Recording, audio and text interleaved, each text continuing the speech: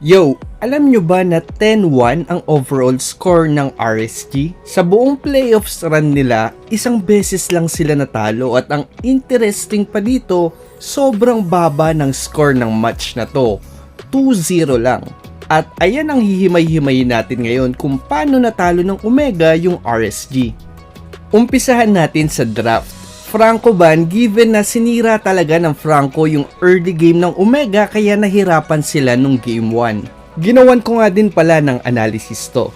Sinagot naman to ng RSG ng Valentina ban na default ban lang pag red side ka. Pag di kasi nila binanyan, pwede siya ma-first pick ng blue side at alam nyo naman kung gaano ka-OP si Valentina ngayon. Tapos nag-ban naman ng Ling yung Omega. Fun fact, alam nyo ba na 100% din yung peak ban rate ni Ling?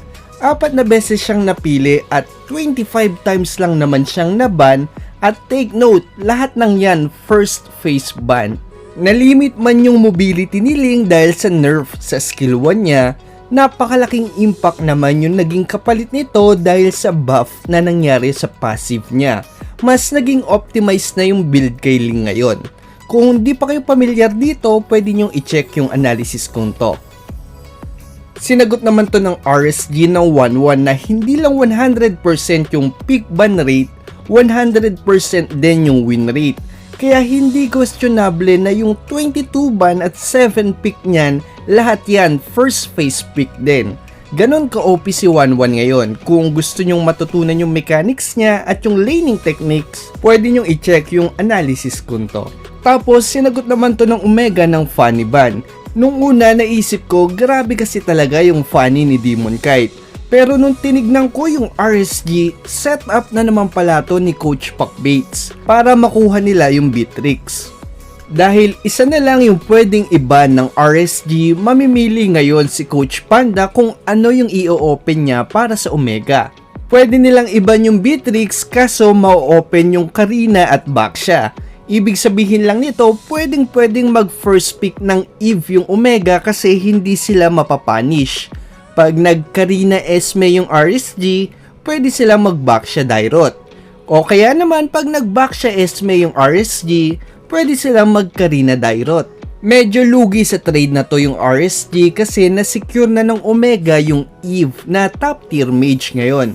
May pangontra na sila sa Esme, may top tier jungler pa sila. Pero syempre dahil si Coach Panda yan, hindi naman yan basta-basta magpapalugi lang sa draft. Kaya ang ginawa nito, inopen niya yung Beatrix. Kasi imposibleng hindi kunin ng Omega yan. Mamaya papaluwanag ko kung bakit. Dahil sure na magbebeya yung Omega, pwede na silang magkarina Eve. Nakakuha na sila ng top tier jungler, nakakuha pa sila ng top tier mage. Pero kahit na parang lugi yung Omega, masayang masaya sila sa trade na to. Kasi malakas talaga yung Omega sa Protect the King na gameplay. Willing talaga sila makipag-trade, makakuha lang ng top tier na gold laner. Kung hindi kayo pamilyar sa Protect the King na strategy, ang perfect example nito ay yung game 1 nila sa Echo. Gulping-gulpi sila dito sa early game pero bumaliktad to dahil lang sa isang clash. Take note natin yung position ng buong Omega. Si Esme at saka si Akai nasa frontline para humarang sa mga possible na susugod kay Kelra. Si Etomax naman nasa likod pero at the same time, nasa range niya lang si Kelra if in case na may magta-try na sumugod sa kanya, habang si Chaknu nasa base lang pero naka-target na yung ulti niya kay Kelra. Tignan nyo kung paano nila proprotektahan si Kelra dito. Papasukin siya ni Yaoi tapos mag-ulti si Chaknu kay Kelra. Si Etomax naman mag-ulti na kagad para pigilan yung mga lalapit kay Kelra at harangan yung mga magpa-follow up sa Echo. Mag-ulti na din si Rencho para ma-immobilize yung mga lalapit kay Kelra at makatakas siya. Habang si Ryzen naman mag-ulti siya para ipitin at harangan yung mga susubok lumapit kay Kelra. Tingin ko, isa to sa mga dahilan kung bakit tinawag na comeback king yung Omega. Alam na alam nila kung paano proprotektahan yung mga damage dealer nila. Kaya once na magka-item to, nakaka-comeback talaga ng Omega. Bukod pa dyan, masasabi din natin na subok na yung Beatrix ni Kelra kasi 100% lang naman yung win rate nito. Kaya worth it talaga siyang i-priority pick. Tapos, sasagot naman ng Karina Eve yung RSG. Napakagandang pick nung Karina kasi bukod sa top tier jungler siya, nagkakaubusan na din ng jungler kaya pwedeng i-choke ni Coach Panda yung jungler ng Omega sa 4th at 5th ban. Tapos yung Eve naman napakagandang pang zone, lalong lalo na sa mga malalambot na marksman tulad ni Beatrix. Sasagot naman ngayon ng Lilia yung Omega para pahirapan yung Karina. Tapos, i-deny pick nila yung Esme ni Nats. Grabing pagpapahirap naman kasi yung ginawa nito sa Omega nung Game 1. Tapos, si Coach Panda naman magsisecure na ng gold laner para iwas choke. Sa kanya ibaban yung Grak na bukod sa favorite pick ni Chakno, isa din sa mga natural counter kay Eve. Kasi pag nag-ulti yung Eve, mag-ulti lang din yung Grak pang cancel. Ang layo pa ng range ng ulti ni Grak kaya easy cancel talaga. Samantalang yung Omega dahil hindi na sila mahihirapan sa gold lane matchup dahil Beatrix yan, chinochoke na lang nila ngayon yung XP lane kaya binan nila yung Dairot na natural counter kay Esme. Dahil wala pang jungler yung Omega, sumagot naman si Coach Panda ng Akai ban. Bukod sa ginamit ni Ryzen to na jungler dun sa laban nila sa Echo, magandang sagot din to kay Eve. Kaya double purpose to, pwedeng ban kay Ryzen o kaya ban kay Chaknu. Si Coach Pac Bates naman, tinuloy lang yung pag-choke sa XP lane para lumamang yung Esmeralda sa XP lane. Kaya binanito yung Tamus na isa sa mga pwedeng magpahirap kay Esme. Sinagot naman to ni Coach Panda ng Masha. Noong nakita ko to, naalala ko kagad yung mga XP lane Masha sa MPL Indo. Yung tipong nakatatlong Guardian helmet tapos sprint. Tatlong Guardian helmet kasi ang trabaho lang talaga nila ay i-run down yung mga marksman sa backline. Literal na nananagasa talaga ng marksman yung mga ganyang Masha tapos tamang takbo lang pang out. Kung nagtataka kayo kung bakit Guardian helmet, yung damage kasi ng ulti ni Masha nakadepende sa extra HP niya. Ito nga pala yung raffle natin today. Kung bago ka lang sa channel natin, namimigay ako ng epic skin, emote, name change card at saka starlight kada mag-upload ako ng video. Ang kailangan nyo lang gawin ay mag-subscribe, i-like tong video to at mag-share ka ng tips or experience mo na connected sa topic natin. Para to sa mga subscriber natin na nag-uumpisa pa lang at gusto pang matuto. Lahat ng comments dito ira-raffle ko sa susunod na video. Ito na muna yung raffle natin ngayon. Ang mapapanalunan mo ay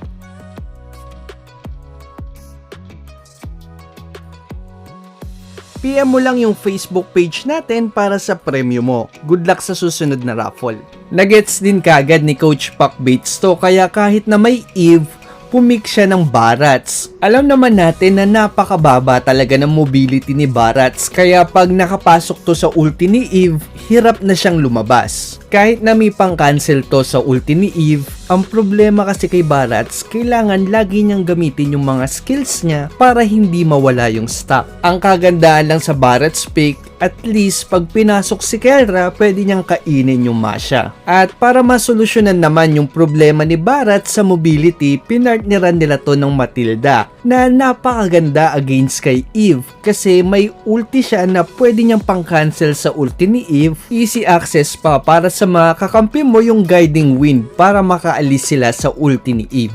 Nasagot din nito yung problema sa rundown Masha kasi mas safe si Kelra ngayon dahil may dagdag siyang dash galing sa guiding wind. Tapos nag-last pick nga ng roamer yung RSG which is si Angela. Tingin ko ang idea dito ni Coach Panda ay bukod sa napakagandang combo ng Angela Karina, iko-combo niya din to kay Masha para pang-hunt sa Beatrix. Overall, para sa akin lumamang yung Omega sa draft na to kasi una, dahil sa Barats at Matilda, meron silang way para makancel yung ulti ni Eve. Dahil naman kay Esme, meron silang way para ma-pressure yung Eve at hindi niya gamitin yung ulti niya basta-basta. Nasagot din ng guiding wind ni Matilda yung threat na kayang ibigay ng ulti ni Eve. At saka yung threat na kayang ibigay ng Masha at Karina sa Beatrix ni Kelra. May Lilia din sila na magpapahirap kay Karina. At Esmeralda naman na pwedeng pangsagot sa shield ni Angela. Ang advantage naman ng RSG sa lineup na to, may Brody sila at Karina na kayang tumunaw sa Barats at Esmeralda. Hindi rin madaling makakapwesto yung win condition ng Omega dito which is yung Beatrix dahil sa ulti ni Eve. Deadly talaga yung Masha Angela combo kahit na walang shield kasi may Esmeralda, yung movement speed naman at saka yung slow na bigay nung Angela na nakasanib sa Masha, mahirap talagang takasan. Malakas din maka-outplay yung shield na bigay ni Angela basta walang Esmeralda. Dahil alam na natin yung advantage ng both teams, magkakatalo na lang to sa execution.